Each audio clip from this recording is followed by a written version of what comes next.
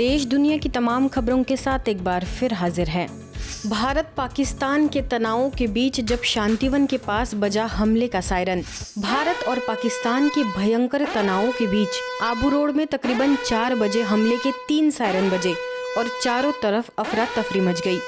प्रशासन और पुलिस की गाड़ियों का काफिला पूरे शहर से होते हुए तथा हमले की स्थिति से बचाव के बारे में बताते हुए ब्रह्मा कुमारी संस्थान के किवरली स्थित मानसरोवर पहुंचा, जहां संस्था के 55 से ज़्यादा भाई बहनों की उपस्थिति में घायलों को अस्पताल पहुंचाने, ज़रूरत की चीज़ें उपलब्ध कराने तथा हवाई हमले से बचाव के तरीके बताने में जुटे हुए थे।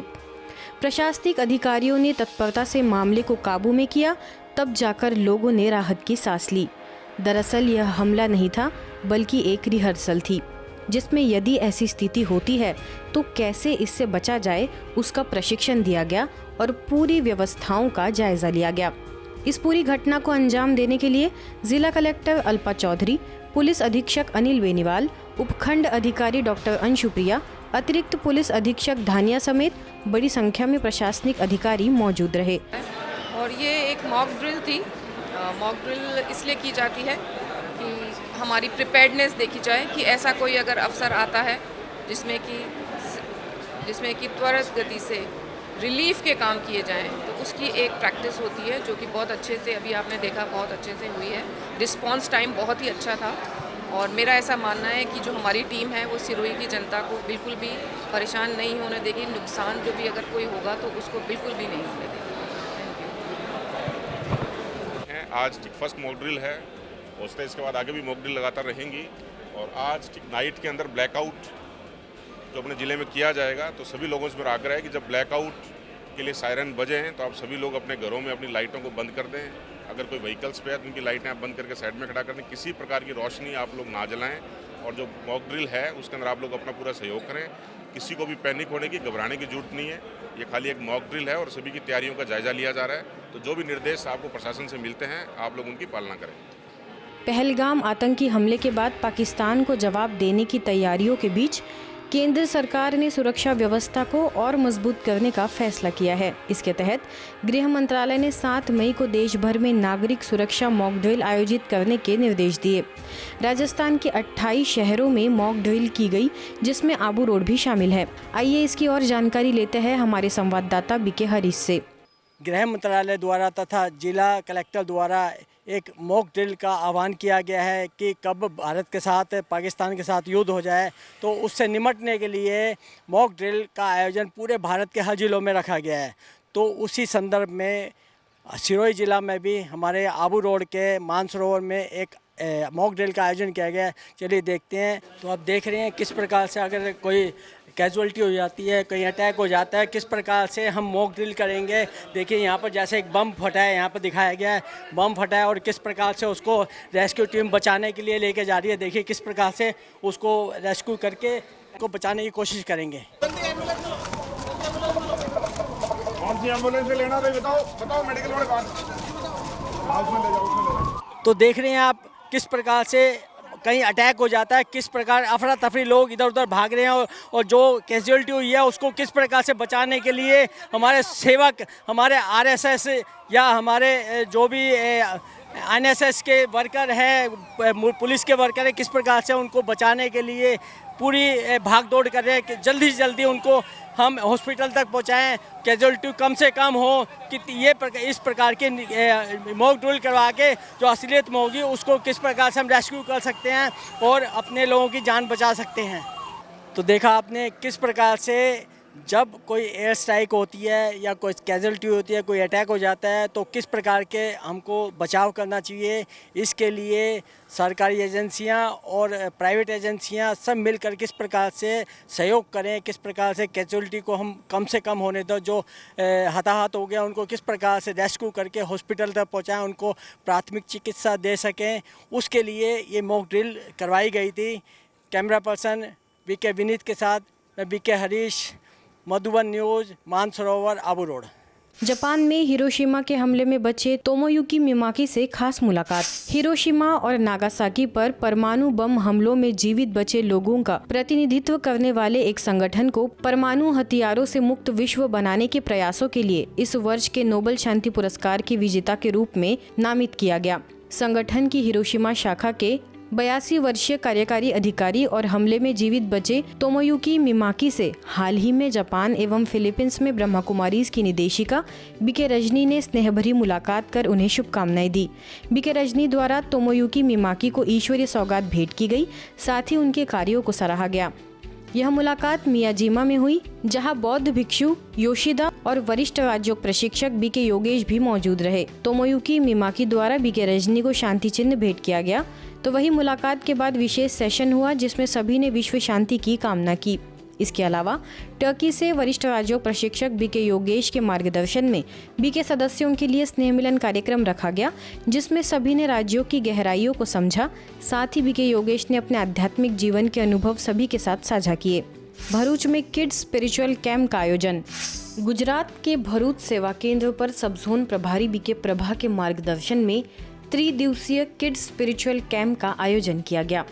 समर कैंप में बच्चों के लिए विविध कार्यक्रम के साथ मातृ पितृ वंदना कार्यक्रम भी रखा गया, जिसमें बच्चों के साथ अभिभावक भी शामिल हुए। माता पिता और बच्चों को आमने सामने बिठाकर बच्चों के हाथों से माता पिता को तिलक करवाकर उनकी आरती करवाई गई। बीके सुरेंद्र के मार्गदर्शन में बच्चों एवं माँ बाप के संबंधों को सकारात्मक रूप दिया गया। इस दौरान बहुत भावुक पल का निर्माण हुआ और बच्चों ने माँ बाप के पैर छूकर आदर भाव व्यक्त किया। माँ बाप ने भी बच्चों के सिर पर हाथ रखकर आगे के जीवन प्रति वरदान दिए। सभी ने अपने अनुभवों को साझा करते हुए इस कार्यक्रम की बहुत सराहना की। ब्रह्मा कुमारीज अटलादरा सेवा केंद्र द्वारा ईश्वरीय सेवाओं को 21 वर्ष पूरे होने पर दिव्य आध्यात्मिक संगीत संध्या का आयोजन किया गया। अवसर पर करीबन 600 भाई बहनों की उपस्थिति में सुंदर संगीत संध्या, आशीर्वचन, सांस्कृतिक कार्यक्रम, गरबा का भी आयोजन हुआ। वरिष्ठ राजयोग शिक्षिका बीके अमर, नवनिर्वाचित बीजेपी अध्यक्ष रसिक प्रजापति, जिला कोषाध्यक्ष Gopal Rabari, IMA president doctor Mitesh Shah, Sumandeep college professor doctor मेघना जोशी, महामंत्री मेहुल लखानी ने भी अपनी शुभकामनाएं दी। आध्यात्मिक गीतों से बीके युगरतन ने सभी को भाव विभोर कर दिया। सभी मंचासीन अतिथियों ने अपने भाव व्यक्त किए। स्थानीय सेवा केंद्र प्रभारी बीके अरुणा ने विगत 21 वर्षों के अनुभवों को साझा करते हुए सभी भाई बहनों के द्वारा मिले सहयोग के लिए आभार व्यक्त किया। અને બસ આ જ રીતે આ સંસ્થા તરફથી અને વડોદરા શહેરમાં આટલા સરસ કાર્યક્રમો થતા રહે અને આવી જ રીતે શાંતિના સંદેશ સાથે આ સંસ્થા એક સરસ એવો વડોદરાની એવી સંસ્કારી નગરીને આગળ વધારે એવી શુભેચ્છા સાથે ઓમ શાંતિ। અને પરમપિતા પરમાત્માએ આપણને જે બધા ગ છે કે ભાઈ આપણે જઈએ તો કશું લઈને જતા નથી, પણ એ તદ્દન ખોટી વાત છે। આપણે જ્યારે આપણું શરીર છોડીએ ત્યારે આપણા સત્કર્મ એટલે કર્મ લઈને જઈએ છીએ, મન ને બુદ્ધિ અને સંસ્કાર લઈને જઈએ છીએ। જ્યારે આવી ધર્મની ધજાઓ હોય, ઓમ શાંતિઓ હરેક બાબતની અંદર આપણા હિન્દુ ધર્મની અંદર જુદા જુદા આવા આપણા દેવસ્થાનો છે એની અંદર જઈ અને સૌને સાથે રહી માં ભગવતીને પ્રાર્થના કરવી કે આપણે સૌ નિરોગી રહે, આપણો દેશ નિરોગી રહે, આપણા સૌ ગુરુભક્તો આપણને માર્ગદર્શન આપતા હોય એ માર્ગદર્શનને આપણે લઈ અને આપણો સંસાર जीवन આપણે ચલાવીએ એવી શુભકામના સાથે। चेन्नई में भी बच्चों में नैतिक विकास के लिए हैप्पी विलेज रिट्रीट सेंटर में रिट्रीट का आयोजन हुआ। Rajyoga meditation classes, physical and breathing exercises, activities एवं games, world without mobile, heaven, new me, one god one world family, health and hygiene awareness, value games, creative meditation जैसी कई गतिविधियों के माध्यम से बच्चों के जीवन में सकारात्मक परिवर्तन लाने का प्रयास किया गया। मुख्य वक्ताओं में सार ग्रुप ऑफ कंपनीज के chief executive officer Madan Kumar, Lions club की सेक्रेटरी KB संध्या, चेन्नई पोर्ट अथॉरिटी से S अरुणा, ब्रह्मा कुमारीज की जोनल सर्विस कोऑर्डिनेटर BK बीना, वरिष्ठ राजयोग शिक्षिका BK देवी, BK नीलिमा, BK चित्रा समेत अन्य महानुभावों ने बच्चों को ज्ञानवर्धक प्रेरणाएं दी। मुंबई के गोरेगांव पश्चिम में ब्रह्मा कुमारी सेवा केंद्र द्वारा आयोजित 2 दिवसीय समर कैंप का सफलतापूर्वक समापन हो गया। शिविर का उद्देश्य आत्मविश्वास, रचनात्मक अभिव्यक्ति और डिजिटल जागरूकता को बढ़ावा देना रहा।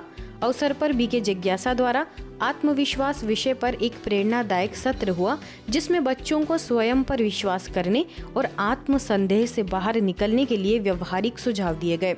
इसके पश्चात बीके प्रफुल्ल ने बच्चों के मंच कौशल और आपसी संवाद को प्रोत्साहित करने हेतु रोचक गतिविधियां कराई। बीके कौशल कुमार द्वारा डिजिटल वेलनेस पर चर्चा हुई, तो वही सेवा केंद्र प्रभारी बीके कोकिला ने बच्चों को क्रोध और आलस्य जैसी आंतरिक कमजोरियों पर विजय पाने की प्रेरणाएं दी।